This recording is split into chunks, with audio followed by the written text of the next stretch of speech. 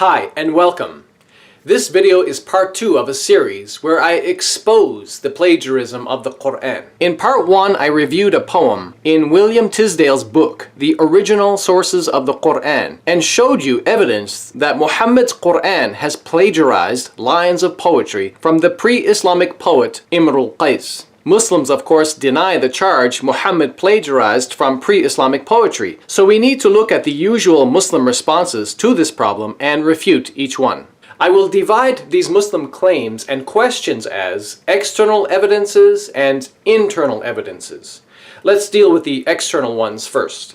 Number 1. Muslims claim nobody ever charged Muhammad with plagiarism. My response is, well, Tisdale himself made that charge. As we see here in the appendix to chapter 2, quote, "It would be difficult to imagine Muhammad venturing to plagiarize from such a well-known author as Imru al-Qais, even though, as we shall see later, he did so from less-known foreign sources." And for Muslims who want to focus on more ancient history, long before Tisdale lived, they ask, how could Muhammad get away with plagiarizing the poetry of the famous Imru al-Qais without historically being accused of plagiarism? Well, I would say Muhammad stole from the lesser-known poems, not the more famous ones, and this could explain why it was unnoticed by others. Tisdale himself indicates this in the appendix to chapter 2, where he says, quote, "These odes formed no part of the mu'allaqat. They were not as generally current as poems contained in the later collection were." In other words, it appears Muhammad has plagiarized from the lesser-known work of Imru al-Qais, which was not part of the famous mu'allaqat collection. These lesser-known verses Muhammad inserted into the Quran, chapter 54, and in other places. And if you're wondering how the less famous poetry of Imru al-Qais got added to an edition of the famous mu'allaqat collection, that's explained here in this Wikipedia article on the mu'allaqat. It's due to the great celebrity status of Imru al-Qais that later scholars would add a poem of his to the mu'allaqat collection, while not intending to make that poem an intrinsic part of that work. Number 2, Muslims also claim the pagan Quraysh tribe were the most knowledgeable people about Arabic poetry, and also the most eager to deny Muhammad. Nevertheless, none of them made such an accusation that Muhammad had taken some of the Quran from Imru al-Qais. Well, I say the Quran itself kind of refutes that argument. I've already shown it repeatedly admits Muhammad was being accused of producing poetry. Think about it. How can an illiterate man who allegedly could not read or write be accused of producing poetry? This charge only makes sense if he was plagiarizing it from someone else. Number 3, some Muslims claim the poem displayed by Tisdale does not exist anywhere in Imru al-Qais's poetry extant today. Well, I'd say that's probably because of the controversy. It's been removed due to fear and intimidation by Islamic authorities. However, we know the poem did exist outside of Persia in Tisdale's time, as he says in a footnote in the appendix to chapter 2, quote, "The Reverend Dr. Zwemmer of Bahrain, however, informs me that he has found the words ذَنَتِ السَّاعَةُ وَانشَقَّ الْقَمَرُ in the last section of the last poem of Imru al-Qais in an edition which he possesses. This shows that in the early 20th century, the poem had been found both in Iran and Bahrain, so it wasn't completely wiped out of existence." Number 4, Muslims say the poem has no original written manuscript. I respond by saying, so what? Poetry in pre-Islamic times was memorized and passed down by oral transmission, and was only written down later. This is not a good excuse for Muslims to use, because the Quran was also first transmitted orally and written down later. Based on this argument, Muslims would have to reject the Quran also, due to the absence of a first original Quran manuscript. Number 5, Muslims claim many Persians are anti-Arab and want to reject an Arab prophet, and it's no surprise that poem was found in Persia, implying that it's a fabrication. My response is, that makes no sense, because Iran's population is mostly Shia Muslim, and these Persian Muslims believe in the same Arabic Quran and same Arab prophet which Arab Muslims believe in. Yes, Tisdale's source came from Persia, but as we've just seen, a friend of his in Bahrain also had an edition of poetry attributed to Imru al-Qais, which contained the same words. Bahrain is not Persian, but an Arab Muslim country. The poem therefore seems to have an Arabic source. Now let's deal with the internal evidences. Number 6. Muslims say Tisdale changed his opinion and ended up agreeing with his expert colleague that the poem attributed to Imru al-Qais was inauthentic. Well, that's true, but I believe Tisdale is wrong here. I will show you why in a minute. In a footnote in the appendix to chapter 2, Tisdale gives the reason for his expert friend's conclusion. He says, quote, "This is the opinion of Sir C.J. Leal, than whom it would be difficult to find anyone better qualified to speak on the subject of ancient Arabic poetry. In a letter which he has kindly sent me regarding the authorship of the lines in question attributed to Imru al-Qais, he expresses his conviction that they are not his, giving reasons rounded principally upon the style and the meter." Tisdale goes on to say, "His arguments have caused me to modify the opinion on the subject expressed in my Persian work." So we notice here the reason for concluding the poem is not the work of the master poet Imru al-Qais was that Sir Leal, being an expert in ancient Arabic poetry, apparently saw problems in the style of the poem. But in my opinion, this is not a good reason to automatically dismiss the poem's authenticity, because it's well known that Imru al-Qais had a drinking problem, as you see here in this Wikipedia article, and he may have composed this poem while drinking. So this easily explains how a master poet could compose poetry which contained weakness of style or some inaccuracy of meaning. It wouldn't be so strange if he was drunk. But another possibility is that the scribes who copied Imru al-Qais's poem may have made copyist errors. Such errors could occur especially if copying poetry from a different Arabic dialect. Lastly, it's important to point out that in one of his footnotes, Tisdale mentioned that in Bahrain there were scholars of Islam or learned Muslims who apparently thought the poem was original because they found it perplexing or troubling. Number 7. Muslims also claim this poem attributed to Imru al-Qais cannot be original because there are expressions of monotheism in it. The poetry mentions as-sa'a, or the hour, and the belief in being revived on the day of judgment. They claim this is surprising for a poet known to have a bad moral character, and pre-Islamic Arabs did not believe in resurrection and doomsday. Well, I say there is some evidence that Imru al-Qais may have been a Christian of some sort. Not a true Christian, a bad one perhaps. Or he may have been influenced by Christianity in some ways. And this means Muhammad was even more likely to plagiarize from him because Muhammad was known to plagiarize from Jewish and Christian sources at other times. If Imru al-Qais was a pagan, Muhammad would have been less likely to plagiarize from him. As you see here in this Wikipedia article, Imru al-Qais was known to have contact with influential Christians of that time. So it's not so strange that he wrote some of his poetry while being influenced by biblical concepts. In ending this video, I will conclude that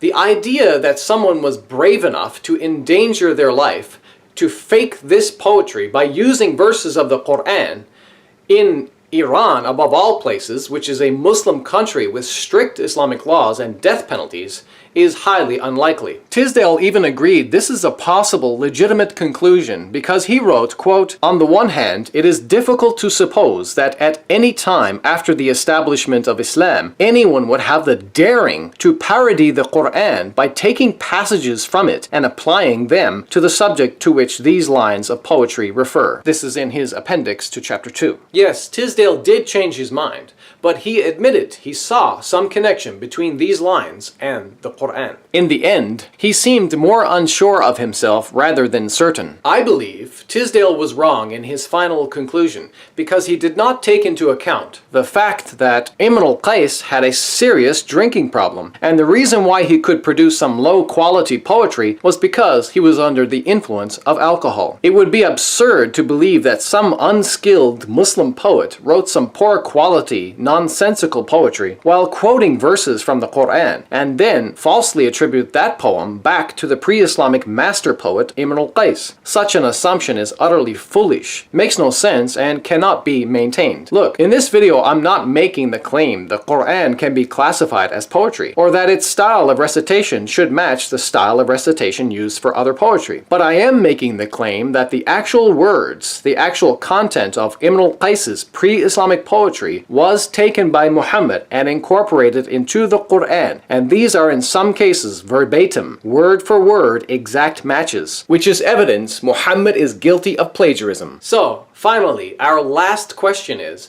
why would Muhammad need to plagiarize poetry?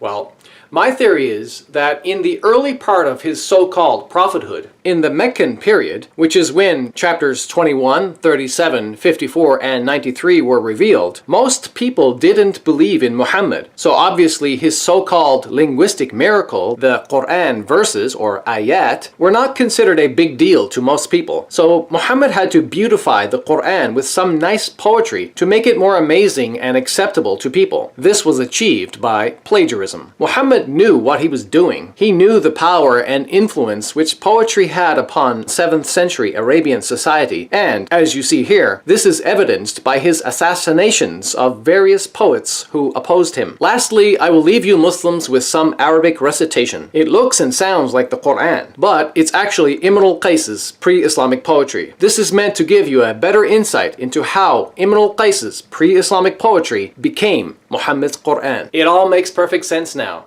دنت الساعة وانشق القمر عن بزاد صاد قلبي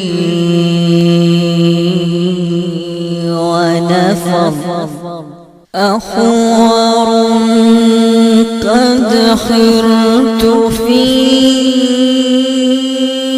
أوصافه ناعس الطرف بعينه حور مر يوم العيد بي في زينة فرراني فتعاطى فعقر. Therefore, behold, I am against the prophets, saith the Lord, that steal my words every one from his neighbor. Behold, I am against the prophets, saith the Lord, that use their tongues and say, He saith. Behold, I am against them that prophesy false dreams, saith the Lord, and do tell them, and cause my people to err by their lies and by their lightness. Yet I sent them not, nor commanded them. Therefore they shall not profit this people at all, saith the Lord. And when this people, or the prophet, or the priest, shall ask thee, saying, What is the burden of the Lord? Thou shalt then say unto them, What burden? I will even forsake you, saith the Lord. Thanks for watching.